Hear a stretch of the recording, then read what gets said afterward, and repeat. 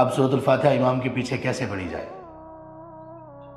امام کے پیچھے پیچھے پڑھ لی جائے، امام سے پہلے پڑھ لی جائے، امام کے بعد پڑھ لی جائے، کسی بھی طرح پڑھ لی جائے، امام کے ساتھ بھی یہاں تک کہ پڑھ لی جائے۔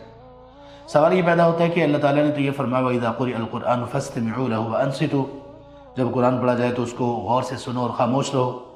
تو اس کے جواب میں اہل علم یہ فرماتے ہیں کہ سماعت کرنا اس کا قرات کرنے سے کبھی کبھی تعارض اور تضاد نہیں ہوتا، آدمی سنتے ہوئے بھی قرات کر سکتا ہے۔ اس لیے کہ ایک حدیث میں ہے، اللہ کے رسول صلی اللہ علیہ وسلم سے ایک صحابی نے کہا کہ اللہ کے رسول آپ اپنی سکوت میں کیا پڑھتے ہیں؟ سکوت میں کیا پڑھتے ہیں؟ تو اس کا مطلب خاموشی میں بھی پڑھا جا سکتا ہے، اور آدمی پڑھتے ہوئے خاموشی سے پڑھتے ہوئے سنتا رہے، یہ بھی کیا جا سکتا ہے۔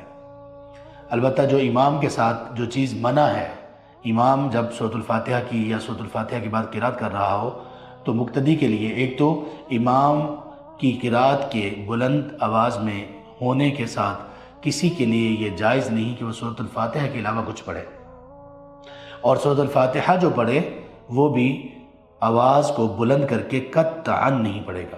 کچھ ہمارے احباب ہوتے ہیں وہ اپنی ٹون میں جیسے اکیلے نماز پڑھتے ہیں تو وہ سورۃ الفاتحہ پڑھتے ہوئے آواز کو تھوڑا سا بلند کر لیتے ہیں امام کے ساتھ، یہ قطعاً درست نہیں ہے، بلکہ آرام سے اپنے منہ میں ہی اس کو پڑھا جائے گا۔